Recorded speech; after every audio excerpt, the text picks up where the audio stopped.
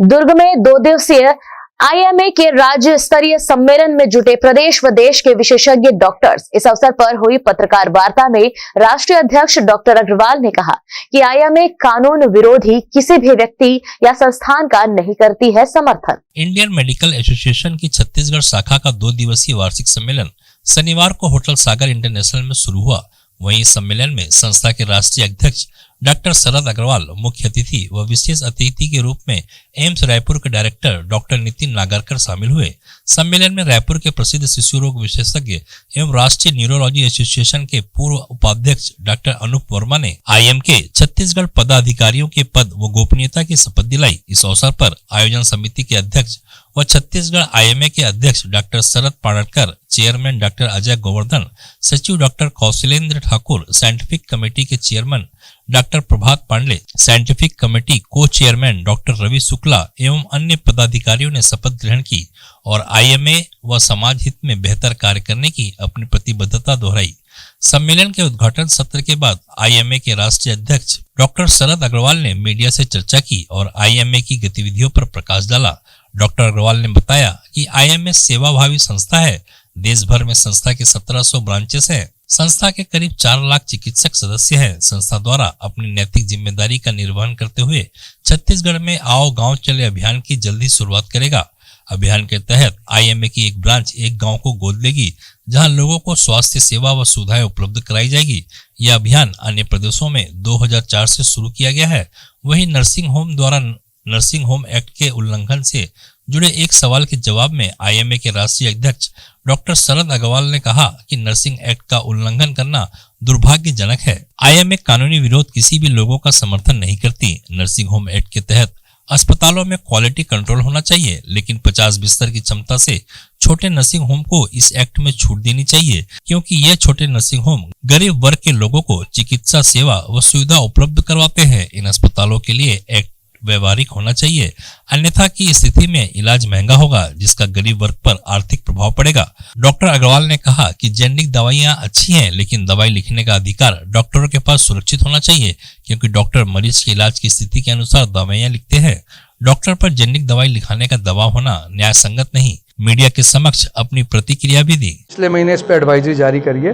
देखिए H1N1 या influenza virus, ये देश में शुरू से आप सब जानते हैं, आप सभी को कॉमन कोल्ड जिसे आप कहते हैं हुआ ही होगा, वो ही है वो H1N1।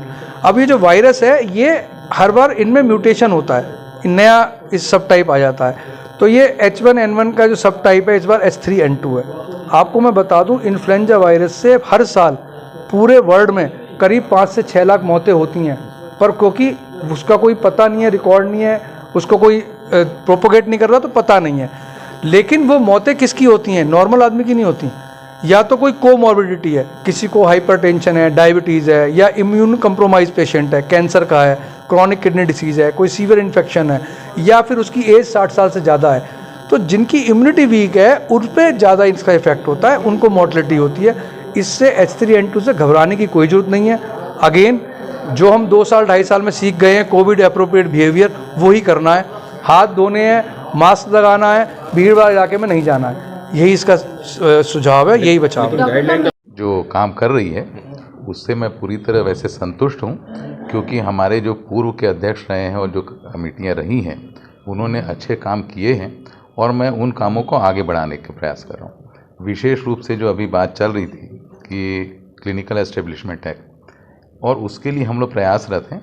अभी 15 दिन पहले मेरी डॉक्टर सिंहदेव जी से मेरी बात चर्चा भी हुई थी, उसमें भी हमने ये बातें रखी कि 50 बिस्तरों से नीचे, उनका कहना था कि भाई ये अव्यवहारिक है, क्योंकि जो केंद्र के कुछ कानून हैं वो हमको इजाज़त नहीं देते, लेकिन वही केंद्र के कानून जो है वो हरियाणा में लागू हैं, वही केंद्र के कानून उत्तर प्रदेश में लागू हैं, उत्तराखंड में लागू हैं।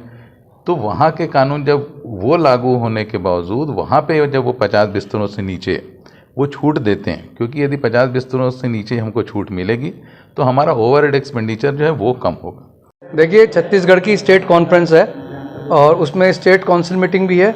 इसमें नई टीम का गठन हुआ है, तो नए नवयुक्त अध्यक्ष जो डॉक्टर शरद हैं, इन्होंने यहाँ पदभार ग्रहण करा है छत्तीसगढ़ के स्टेट प्रेसिडेंट के रूप में।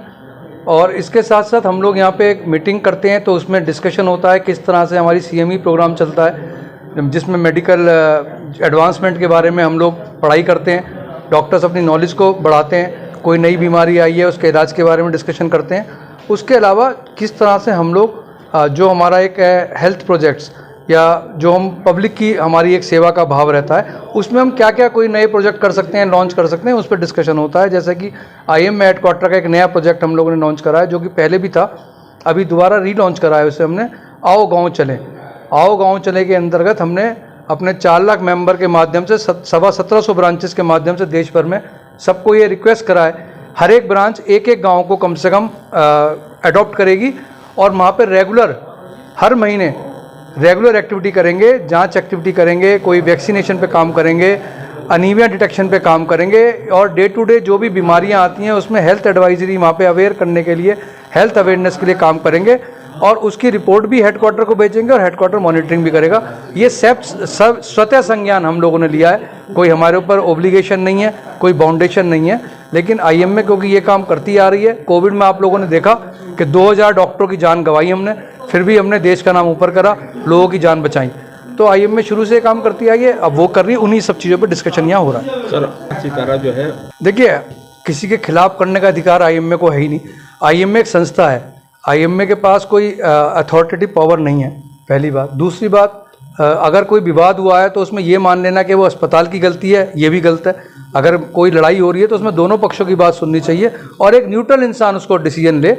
देखिए, कानून हाथ में है। मैं कह रहा हूँ, अगर मुझे आपसे कोई विवाद है, मुझे आपसे कोई नाराज़गी है, तो कानून मुझे इस बात का अलाउ नहीं करता कि मैं आपको मैन हैंडल कर दूँ। तो मैन हैंडल वायलेंस तो हर संस्था में, हर लेवल पे आपके माध्यम से कंडम होना चाहिए। अस्पताल की जांच तो बाद में होगी, जिसने मैन हैंडलिंग करा है पहले उस पर एक्शन होना चाहिए। आप अस्पताल को सेफ जोन घोषित करा गया है। केवल ये हिंदुस्तान है जहाँ पे डॉक्टर को जब मतलब हो तो भगवान बना देते हैं। जब कोविड में अपने बाप को, अपने पिताजी को, अपने बच्चे को माँ बाप हाथ नहीं लगा रहे थे और माँ बापों को बच्चे हाथ नहीं लगा रहे थे डर के मारे, तब वो डॉक्टर ही था जो जान बचा रहा था। उसके एवज में डॉक्टर ने आपसे क्या ले लिया और क्या आप